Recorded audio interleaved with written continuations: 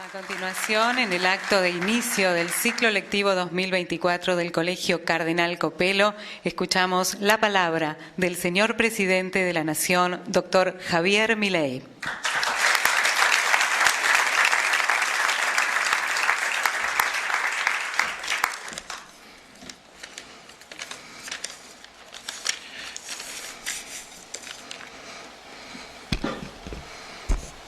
Hola a todos. Si no, no soy yo. Perdón por salir del protocolo.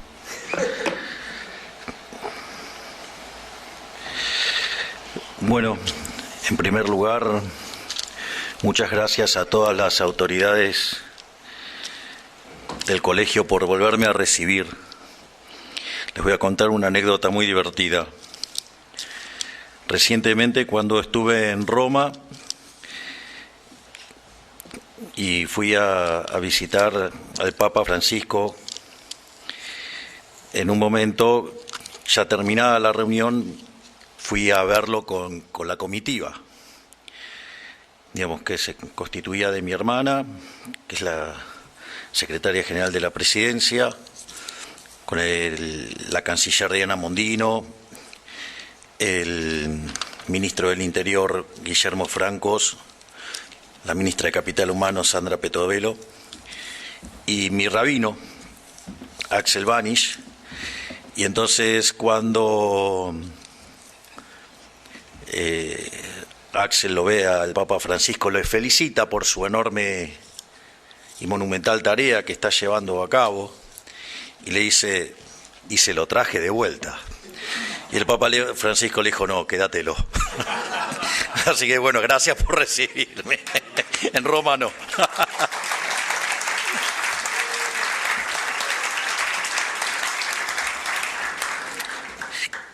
Me parece que, imagínense que cuando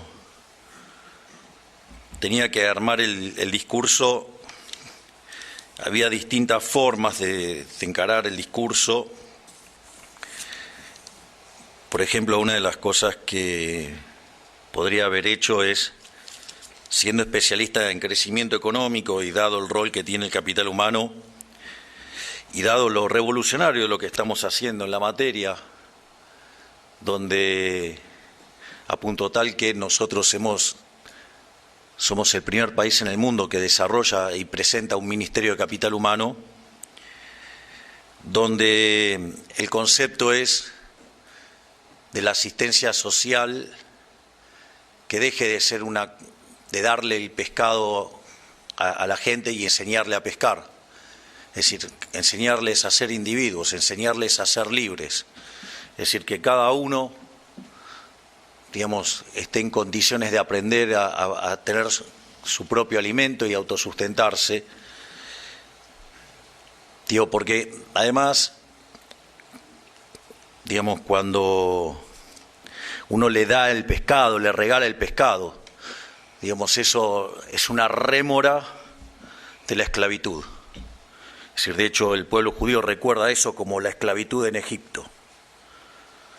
Entonces, nosotros como concepto del capital humano es crear individuos libres para que se puedan autosustentar. Al margen de eso, si me pongo a hablar de esos temas, o sea, me iba a poner un poco denso. Así que preferí ir por otros lados, pero también, digamos, cada uno de esos lados por los cuales uno puede avanzar tiene aristas. Entonces, lo primero que me gustaría es que tomemos conciencia de lo que nos está pasando, porque si esto hubiera pasado hace 36 o 37 años, yo estaría donde están ustedes. Así es que eso quiere decir que dentro de 36 o 37 años ustedes podrían estar donde estoy yo.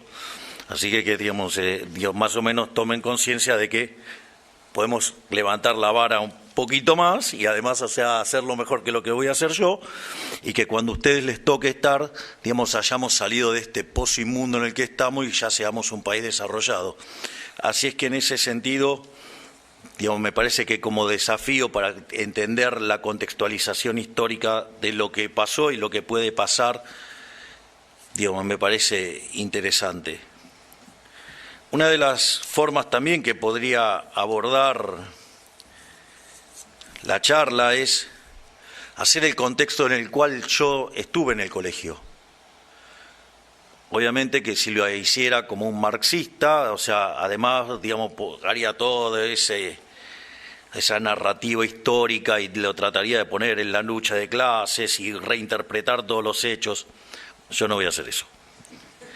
Lo que sí voy a hacer es contarle qué cosas me pasaron mientras que, por ejemplo, yo estaba en el colegio. O sea, yo ingresé en el colegio en el año 1977, es decir, hace 47 años.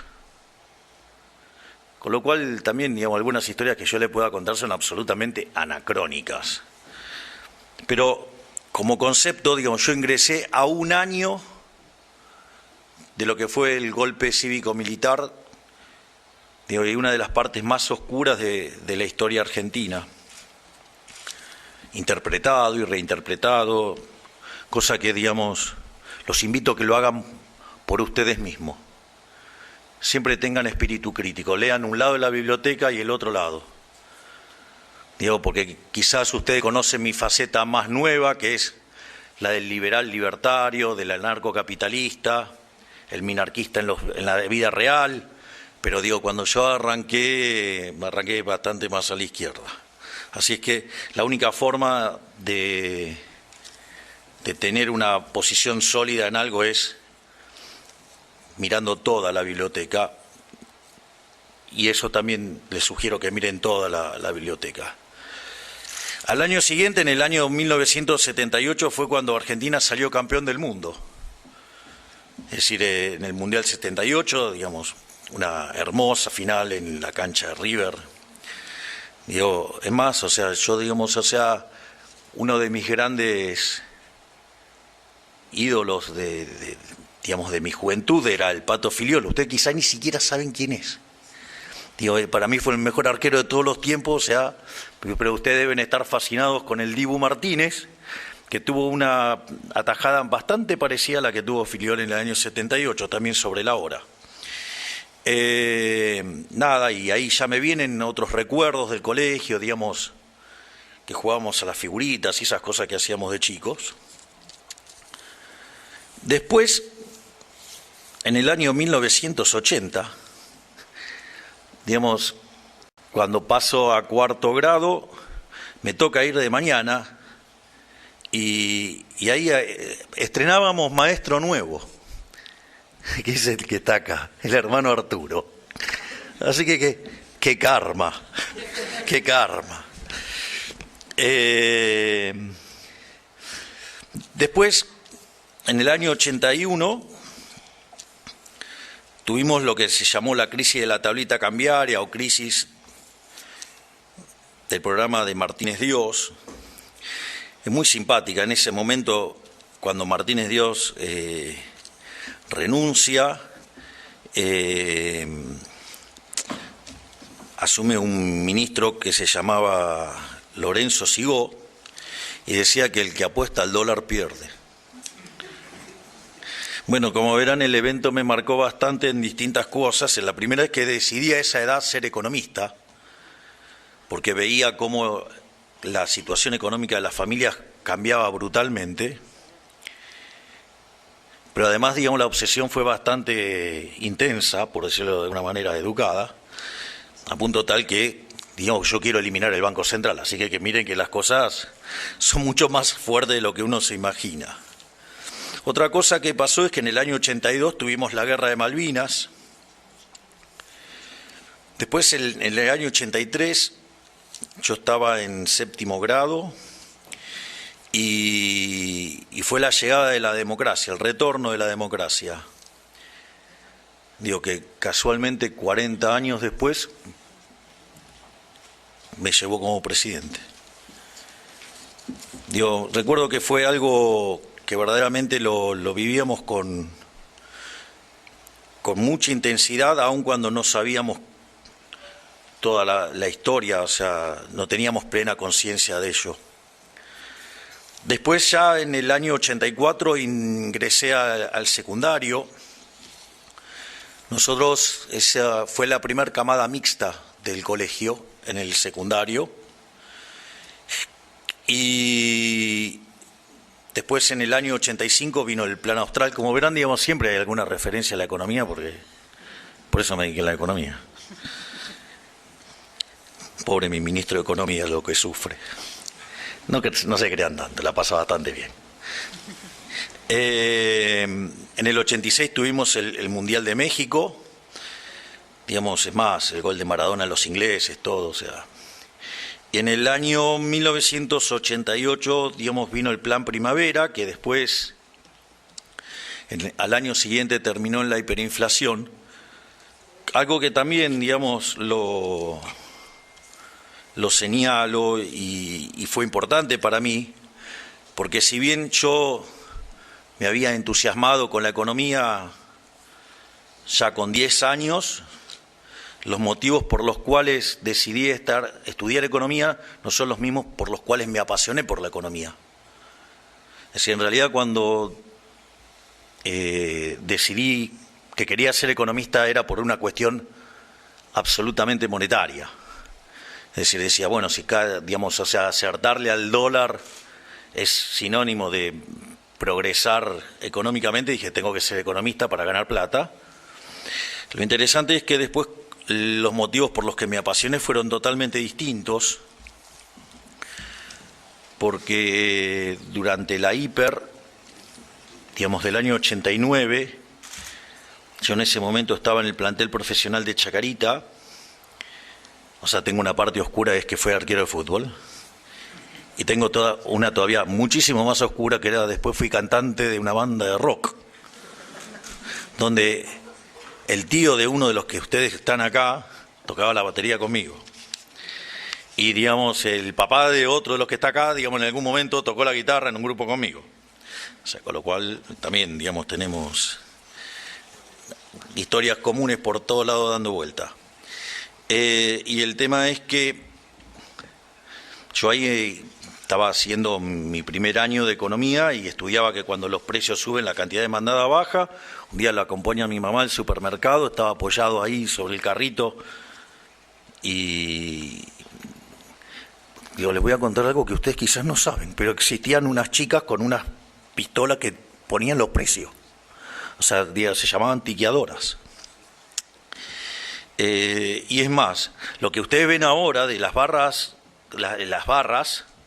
en realidad se implementaron en ese momento, porque los precios subían tan rápido que no alcanzaban a retiquetear. Y imagínense cuando ustedes iban y compraban y llegaban a la góndola y se los tenían que cambiar, era una situación bastante traumática. Y es por eso que también nosotros estamos tan obsesionados con evitar la hiperinflación. Y en ese momento yo veía que los precios estaban subiendo y la gente se abalanzaba sobre la mercadería. Entonces yo lo que dije es, o lo que estoy estudiando está mal, o soy un tonto, por decirlo de manera elegante. Entonces la absolución de dignidad hizo que dejara de jugar al fútbol y me dedicara a estudiar. También me puse bastante intenso con eso. Y a los 20 años escribí mi primer trabajo académico que se llama La hiperinflación y la distorsión en los mercados. Y una vez que arrancan a escribir no paran más. O sea, es como una suerte de vicio. Y hoy tengo 17 libros, me está por salir uno ahora que se llama Capitalismo, Socialismo y la trampa neoclásica. Y una vez que se ponen a escribir no paran. Eso, digamos, respecto a eventos históricos que pasaron mientras que yo estaba en el colegio. Obviamente que también podría haber hecho un repaso de profesores que me han marcado. Entonces, aunque no lo creas, Arturo, yo te tenía acá. Créeme que estabas acá. Igual te regalo el papel después. Digo, algo de valor en algún momento puede ser que tenga. Obviamente, digamos, me acuerdo del hermano Arturo, del hermano Juan. Me acuerdo mucho, digamos, de una maestra que tuve en 5º grado y en 7º grado, que se llamaba Elvia, y fue muy importante para mí, porque como yo ya cuando estaba en 4º grado, yo ya había empezado a jugar al fútbol, y conforme avanzaba en los temas del fútbol y la forma en la cual entrenaba y la demanda de tiempo que implicaba, mi rendimiento académico estaba cayendo de manera sustancial, y casi que les diría que cuando estaba llegando a 7º grado estaba colapsando mi rendimiento. En ese contexto eran otros tiempos. Mi papá estaba presto a agarrarme de los pelos y dejarme una zapatería en el traste, y mi mamá, digamos, bajarme los dientes a sopapos para que estudie. Eran otros tiempos. Entonces se juntó con Elvia, y Elvia le dijo: no le saque el fútbol, pero que el fútbol sea un premio a su desempeño. Es decir, si estudia y rinde y hace las cosas bien, sigue jugando al fútbol, y si no, se lo saca. Y eso funcionó de manera fabulosa. Empecé a reordenar mis métodos para entrenar, para, digamos, estudiar. Entonces estudiaba o muy tarde a la noche o muy temprano a la mañana. También, digamos, recuerdo en ese 7º grado a un profesor maravilloso que se llamaba Viola. Y después, algunos de los profesores que tuve en la secundaria, que también fueron maravillosos, digo, como Fuentes Moreno, como Massignani, Festa, Saloco, Elizalde, digo, varios, digamos, de cuales todos, también tengo un montón de recuerdos, pero de vuelta, contarle este tipo de cosas, digamos, casi que también se vuelve anacrónico. Entonces decidí focalizarme en 2 eventos muy importantes, que es lo que les voy a contar y que creo que es lo mejor que les puedo transmitir hoy. Hay una conferencia de Steve Jobs en Stanford, si se las recomiendo enfáticamente, y es una donde Steve Jobs cuenta que ustedes no pueden unir los puntos hacia adelante, los pueden unir para atrás. Es decir, muchas de las cosas que hoy les pasan, no saben por qué les pasa, pero que después, cuando transcurre, ustedes van entendiendo lo que les pasó. En ese sentido, esa lección de Steve Jobs es muy importante, pero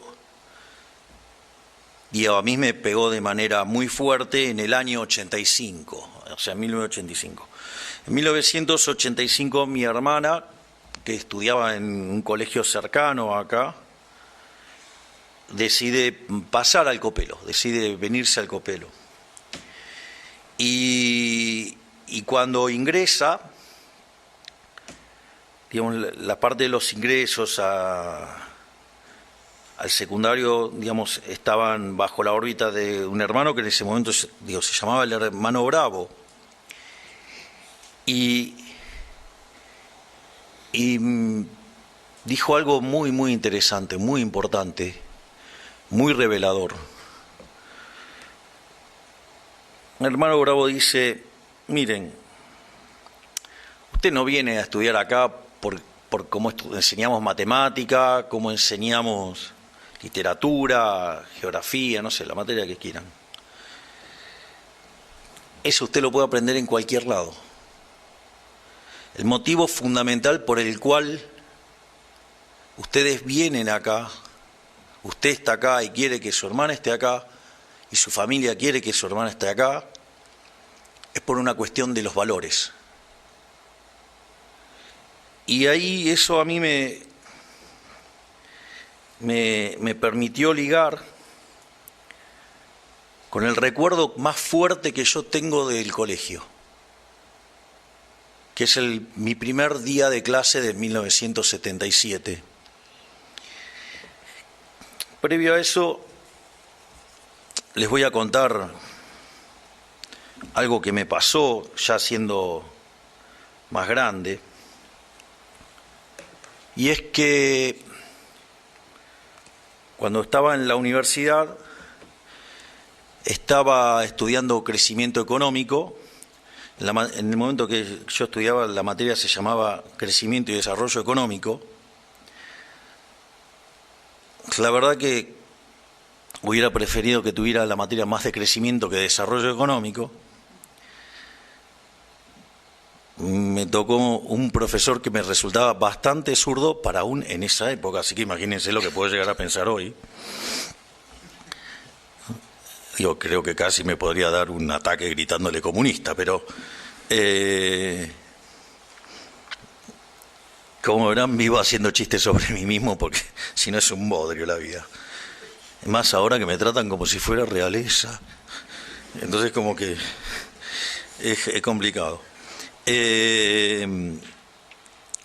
Entonces me acuerdo que dentro del poquito interés que se ocupaba de dar el profesor en los temas de crecimiento. Uy, se cayó.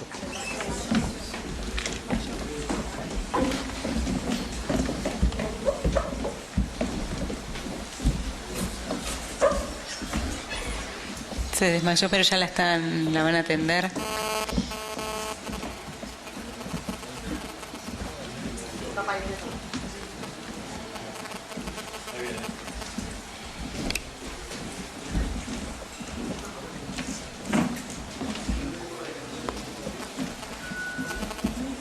El médico nuestro, que venga el médico nuestro.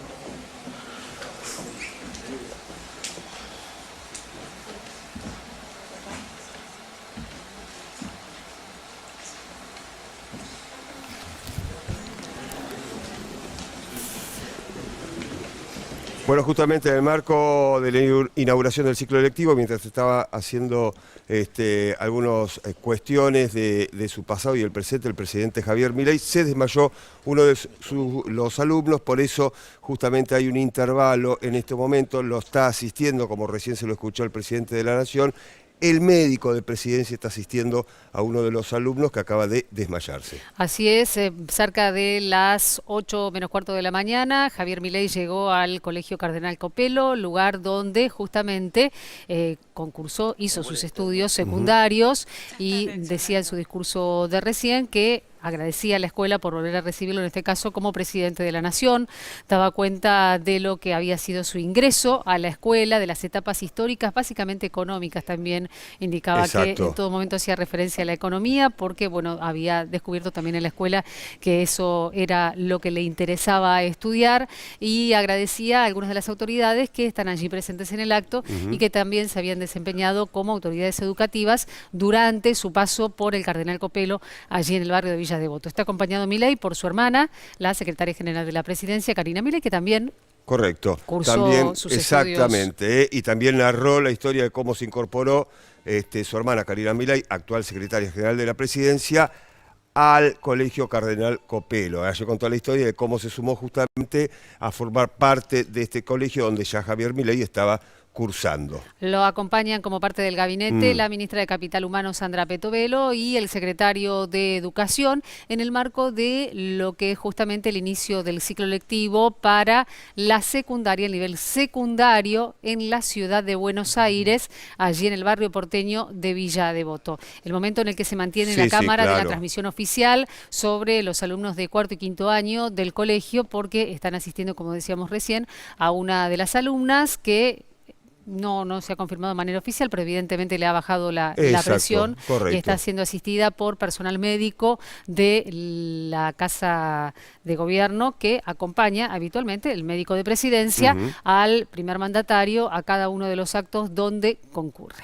Bueno, allí en su discurso, en la inauguración del ciclo lectivo 2024, el presidente Javier Milei comenzó a señalar algunas cuestiones que hacen justamente a su profesión, que es el de ser economista, contó por qué se decidió ser economista, qué cuestiones estaban sucediendo en la República Argentina, qué le generaron justamente una situación particular, dijo, para empezar a estudiar economía. Allí decidí ser economista. Empezó a narrar un poco los diferentes capítulos justamente económicos, desde la vuelta, desde la democracia en el país, y allí narró, por ejemplo, la hiperinflación, el precio del dólar, contó una anécdota que vivió con su mamá al ir a un supermercado y observaba, Javier Milei chico, observaba de qué manera los empleados de ese supermercado remarcaban en forma constante los precios de los diferentes productos. Volvemos a escucharlo.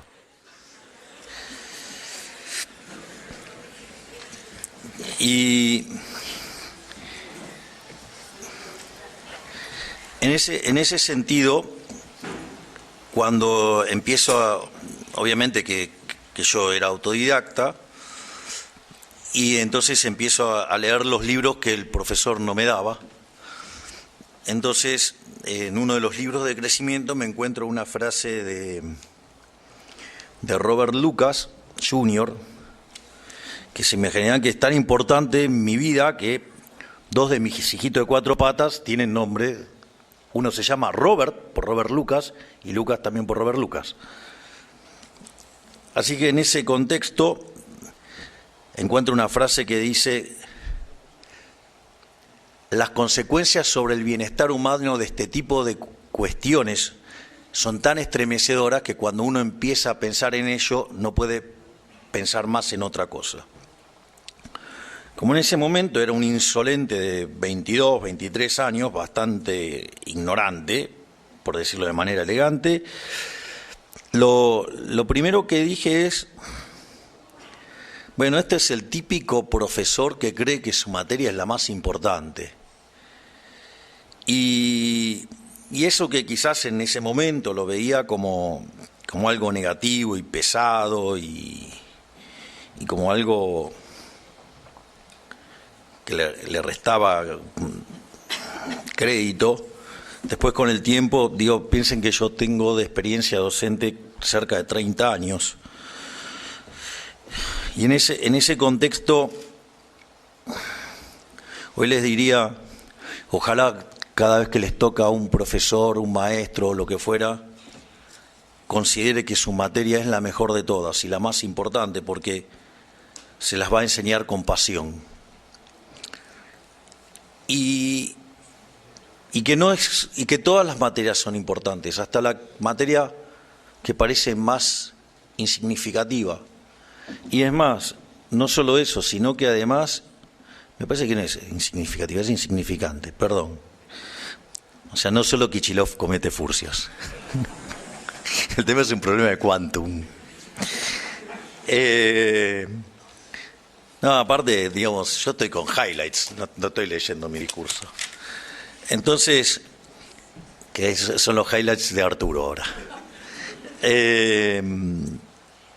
Entonces, la materia de repente puede ser que les parezca una materia menor o algo, y en realidad esa materia puede terminar siendo, a la luz del profesor que tienen, algo verdaderamente maravilloso. Y este papel da prueba de ello, les diría, porque mi primer materia, el primer día que yo vine al Colegio Cardenal Copelo, fue caligrafía. Ustedes saben que muchas veces andan dando vueltas mis notes por ahí. Ya vieron lo que es mi letra. Digamos, yo creo que mi letra tiene una función social, y es que hace ver linda la de los médicos. O sea, con lo cual para algo sirve. Con lo cual casi diría que el hermano José Luis, un hermano que venía de España, muy alto, muy robusto hacia los costados, y que venía y daba clase de sotana, me dejó marcado de por vida. No puedo evitar emocionarme. Era el profesor de caligrafía. Caligrafía con un especialista en crecimiento económico y economía matemática. Pareciera que no pega con nada. Y encima se los quiero ligar con el hermano Bravo cuando ingresó mi hermana. O sea, parece bastante rebuscado. Y en aquella clase, el hermano José Luis hizo dos cosas. Lo primero es, dibujó el escudo del colegio, que yo no veo que nadie tenga el escudo original del colegio, el que tiene el óvalo en el medio. Ese óvalo en el medio, simétrico, dividido en 4 partes, en lo que es la diagonal principal,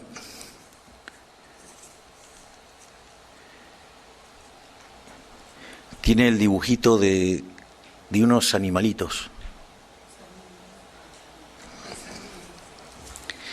Y que tiene la característica de tener una piel muy cara. Y nos contó, obviamente que seguro que el ejemplo estaba floreado y metaforizado. Y es que es un animalito que lo salen a cazar cuando hay lluvia y los arrinconan contra el barro, porque el animalito prefiere morir antes que ensuciarse. Y vaya que estamos dando la pelea. Y lo otro, muy fuerte, es que el hermano José Luis, después de explicarnos el valor de muertos antes que sucios, y vean el quilombo que estamos haciendo, digamos, fíjense que todos los días encontramos un nuevo curro y lo sacamos todo el tiempo afuera.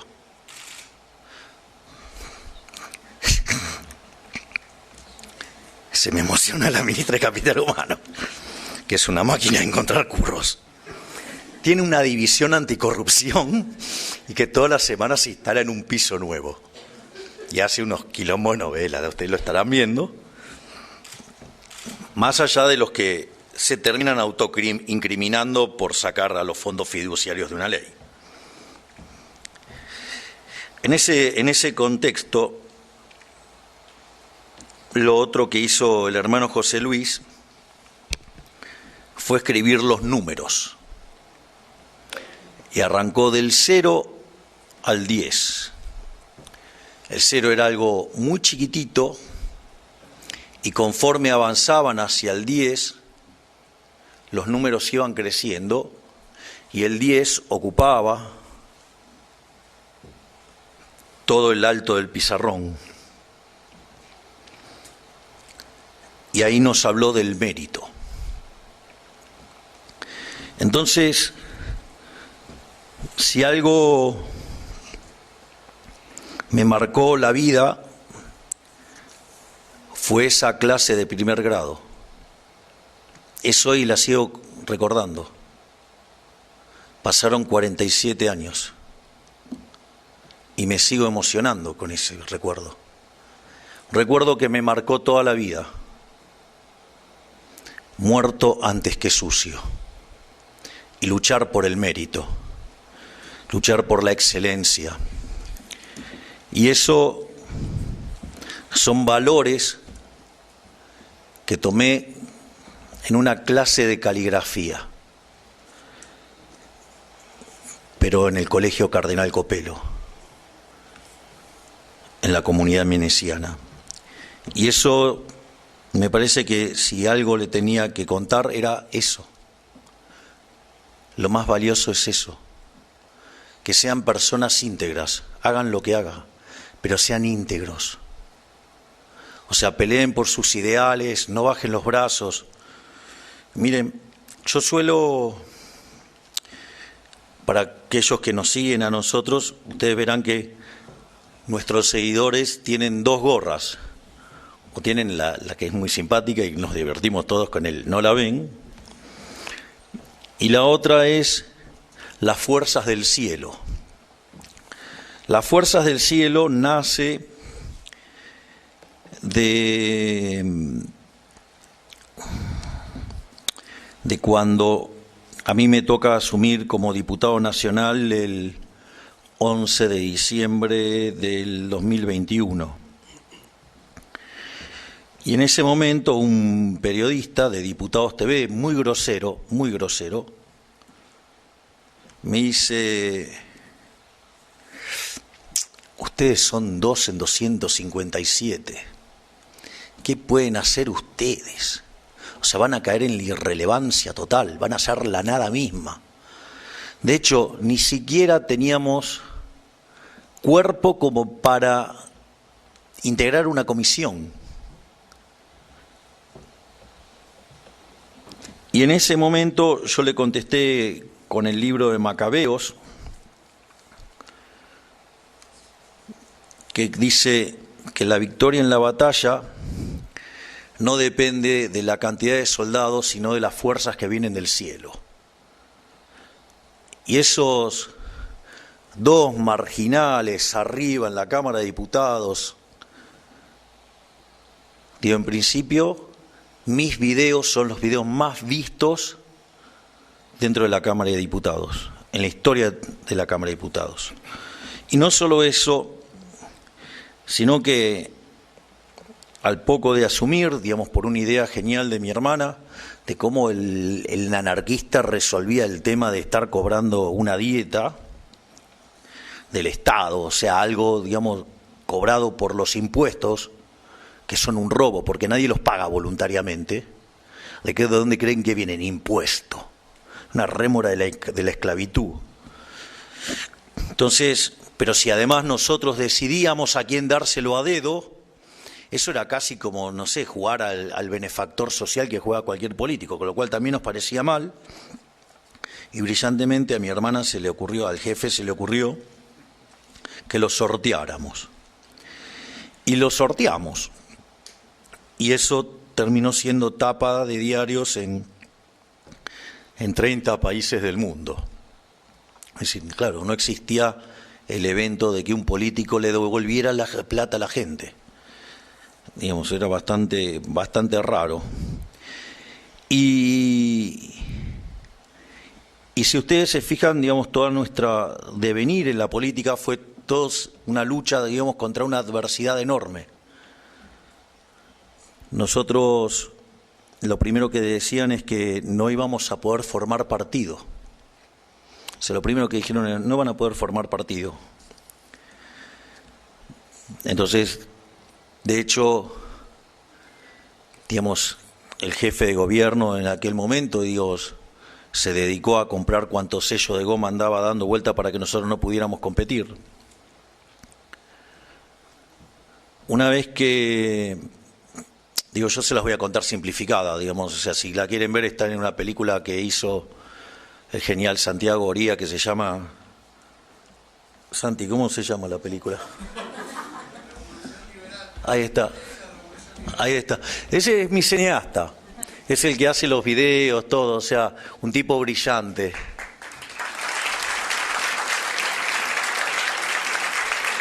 Que ya estamos en casi 2 millones de reproducciones de la película y que además la están traduciendo a varios idiomas.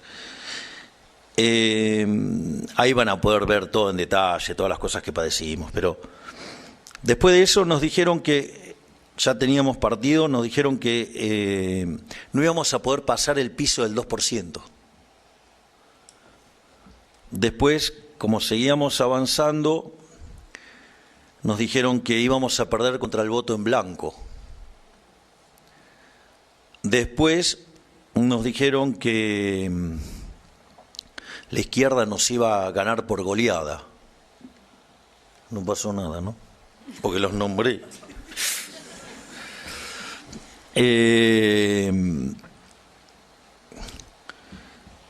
Y después hasta crearon una lista paralela para romper a nuestra estructura, digamos, y para diezmarnos. Y aún así nosotros logramos en la ciudad conseguir 17% de los votos, nos habíamos convertido en la tercera fuerza, y luego de lo que pasó con el sorteo de la dieta, con mi hermana nos miramos y dijimos, bueno, parece que estamos para otras cosas. Empezaron con el mismo tipo de agresiones, que no íbamos a poder formar partido, y ahí es que de los 24 distritos participamos en 22. Decían que con suerte, en el mejor de los casos, conseguíamos poco menos de 10 puntos y que después de las PASO nos íbamos a caer al 3. Y nosotros seguimos peleando, porque estábamos convencidos de que de vuelta la victoria en la batalla no depende de la cantidad de soldados, sino de que las fuerzas que vienen del cielo. Y ahí es cuando nos sorprendimos y terminamos sacando el 30% de los votos y fuimos la fuerza más votada, tanto por candidato como fuerza. Y eso empezó todo un tramo durísimo hacia la elección general.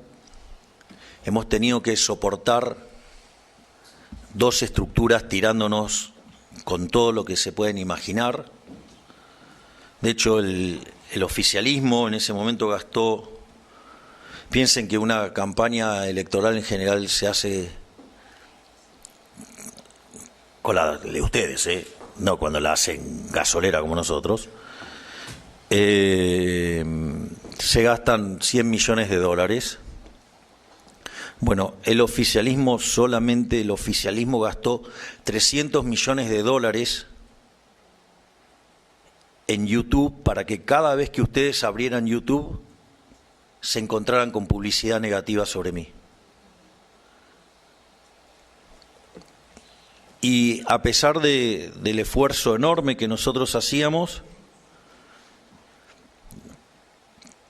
de hecho mi estratega, digamos, que también un tipo brillante, maravilloso, digamos, que es Santiago Caputo, nosotros cuando ustedes revisan todas las entrevistas, o sea, no hay un solo error, pero teníamos los electrones libres que hacían... ¿Vieron cómo somos los libertarios? Los libertarios no somos manada.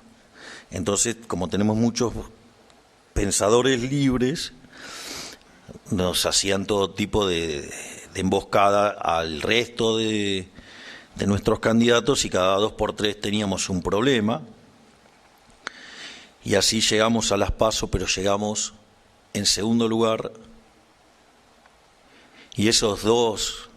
perdidos ahí en la Cámara, que no podían hacer nada, terminaron en la presidencia, terminaron ganando la elección con 14,5 millones de votos. O sea, soy el presidente más votado de la historia argentina y sacamos el 56% de los votos. Entonces, lo que les quiero transmitir es que cuando ustedes tienen convicción, no hay nada que los pare. Y si además son acompañados por la fe, no hay con qué destruirlos. No los van a poder parar nunca. Una de las cosas que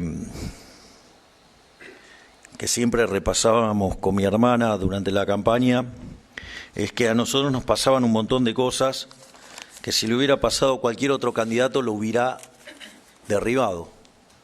Y sin embargo nosotros seguíamos avanzando.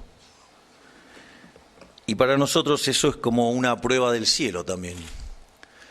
Es una prueba de la existencia del uno, porque si ustedes se ponen a pensar, no teníamos un mango, nosotros fuimos a pelear con 2 escarbadientes y lo único que teníamos era las ideas y la fe.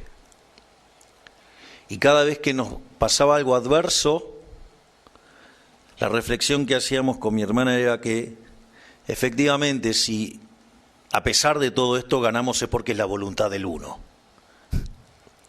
Entonces, lo que les digo es, cuando ustedes se dejan llevar por su corazón, cuando ustedes son íntegros, ¿sí? Y sobre todas las cosas depositan su fe en el Creador, nada los va a parar, todo va a ser posible. Así es que espero que, digamos, esto sea algo que pueda sumar para que tengan una vida llena de felicidad y éxito. Muchas gracias.